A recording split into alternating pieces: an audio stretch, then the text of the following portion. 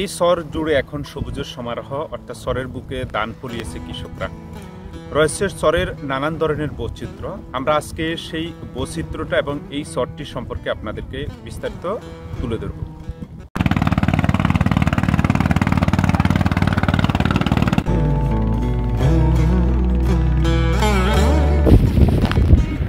নদীর একুল বাঙ্গে অকুল গড়ে এতো নদীর খেলা, সকালবেলা আমিরের বাই পকির সন্ধ্যাবেলা। নদীর চিরায়ত অভ্যাস হচ্ছে একুল বাঙ্গে এবং অকুল গড়ে।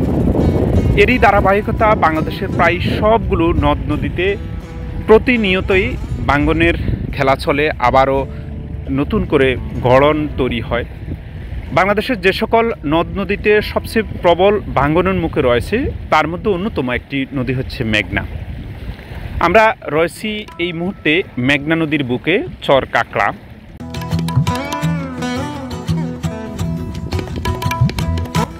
এই চর কাকড়া লক্ষ্মীপুর জেলার কমলনগর উপজেলার সরকালকিনি ইউনিয়নের পার্শ্ববর্তী চর কাকড়া। একসময় এখানে হাজার হাজার মানুষের বসতি ছিল। মানুষ পরিবার পরিজন নিয়ে খুব আনন্দেই বসবাস করছিল, কিন্তু নদীর চিরায়ত অভ্যাসের মুখে পড়ে বাঙ্গনের খেলা এই তাদের বিশাল অঞ্চলটি ভেঙে একেবারে নদীতে পুরোপুরি পড়ে যায়, পুরো বিলীন হয়ে যায়। কিন্তু কালের পরিক্রমায় মাত্র কয়েক বছরের ব্যবধানে, 8 থেকে 10 বছরের ব্যবধানে এই নদীতে আবারও চর জাগে। এখন এই চরটির বয়স প্রায় 10 থেকে 15 বছর। গত বেশ কয়েক বছর থেকে এখানে মানুষের মাঝে একটি আনন্দ বিরাজ করছিল যে এই চরে তারা আবারও বসতি শুরু করতে পারবে, আবারও চাষাবাদ করতে পারবে। তারই ধারাবাহিকতা 2023 সাল থেকে এখানকার স্থানীয় কৃষক, শ্রমিক এবং যারা তাদের বসতি হারিয়েছিল তারা কিন্তু এই চরে এসে তাদের কৃষিকাজ শুরু করে।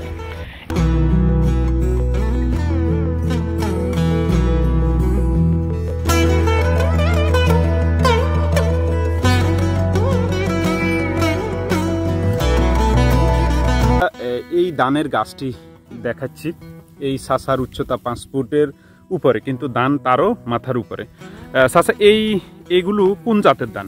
স্যার এই সব বিভিন্ন ধানের ধান হয়। এই ডারে কয় স্যার এইটার নাম হইল হুঙালা গরসা।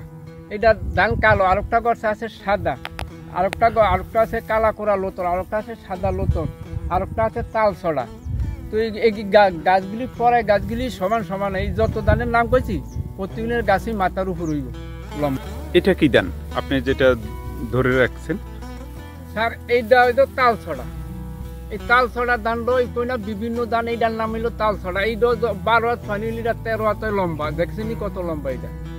আপনারও মাথার 2-3 হাত, 1.5 হাত। এই সরের ধানগুলার বৈশিষ্ট্যটা কি?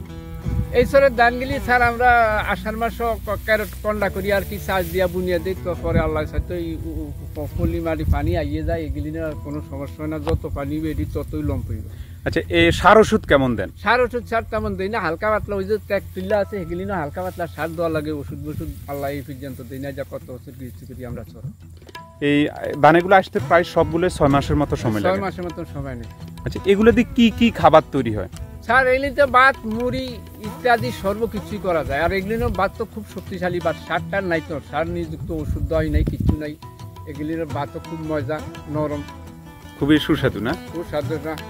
আর ওই মুড়ি টুড়ি খুব ভালো হয়। এদিনের বড় বড় মুড়ি, ওই বিএস মুড়ি করে এদিনের দিয়া বানিয়ে বিএস তো দেখো নাই। এটা কি দেন? এই দোষ আর ওই এইটার একটা হুঙ্গালা, ওই ইয়া গরসা না, এইটার একটা পাঙ্গাস ধান। এটা হুঙ্গালা ফাঙ্গাস না? পাঙ্গাস ধান। এটা এগুলো সবগুলোই প্রাচীন জাতের না? জি জি। এই সরে কি অন্য কোনো জাতের ধান হয় কিনা? না স্যার, এর কোনো জাতীয় ধান হইব না, এমন জাতীয় ধান হইব। এই পাঙ্গাস, লোতর, কালা কোরা লোতর, গরসা, তাল ছড়া, আর তারপরে আরো আছে লেম্বু ধান আছে, আরো আছে আপনার ওই ইয়া ধান একটা আছে, টেবু ধান। এগুলিন সারা সর হয়। আচ্ছা, এই ধানগুলো তো অনেক উঁচু হয়, কিন্তু বাতাসে কি ধরে কিনা? না স্যার, বাতাসে ধরে না, এদিক করে শক্ত, বাতাসে শক্তিশালী। এগুলি দেন না স্যার। এই যে ধান বাতাসে তো ঝড় তুফানিটা একটা ধানও করে নিয়ে দাঁড়িয়ে রয়েছে। আচ্ছা, ধানগুলোর প্রথম ঐতিহ্য হলো ধানগুলো কখনো খুব বেশি মানে এগুলি শোয় না। এগুলি স্টিক থাকে, দাঁড়ানো থাকে। আর পানির স্রোতে এগুলি কখনো শোয় না, ধানগুলো ঠিকমতো থাকে। আমরা এই ধানগুলিতে কখনো সার কীটনাশকের কোনো কিছু ব্যবহার করি নাই, একমাত্র ন্যাচারালি এবং প্রাকৃতিক উপায়ে আমাদের ধানগুলি হওয়া। আল্লাহর রহমতে ফলন ভালো এখন পর্যন্ত। এখন ধানগুলো তো অনেক উঁচু, এগুলো কি বাতাসে কোনো সমস্যা হয় না? এগুলি বাতাসের সমস্যা হয় না, বাতাসে এগুলি শোয় না।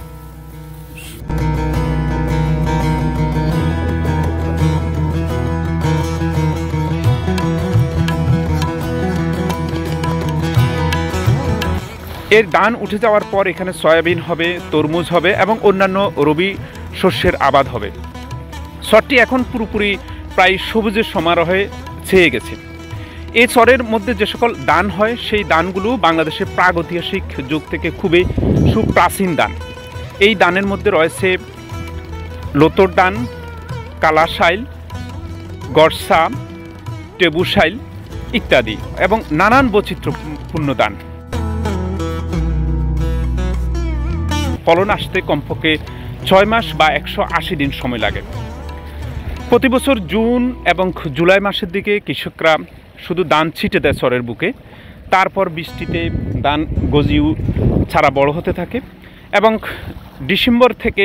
নভেম্বর থেকে ডিসেম্বর মাসের মধ্যে ধানের ফলন চলে আসে। এই ধানগুলোর অন্যতম বৈশিষ্ট্য হচ্ছে এখানে খুবই কম সার ওষুধ কীটনাশক প্রয়োগ করতে হয়। এগুলো রোগবালাই সহনশীল ধান। আর এই ধানগুলো থেকে বাংলাদেশের খুবই সুস্বাদু ভাত এবং মুড়ি উৎপাদন করা হয়। এই চরটির একেবারে কমলনগরের খুব কাছাকাছি। কমলনগরের নাসিরগঞ্জ অথবা নবীগঞ্জ বাজার থেকে নৌকাতে চড়ে আসতে মাত্র 20 থেকে 25 মিনিট সময় লাগে। এরপর জোয়ার বাটা দেখেই কিন্তু এই চরগুলোতে এখানকার স্থানীয় অধিবাসীরা সবসময় আসা যাওয়া করে।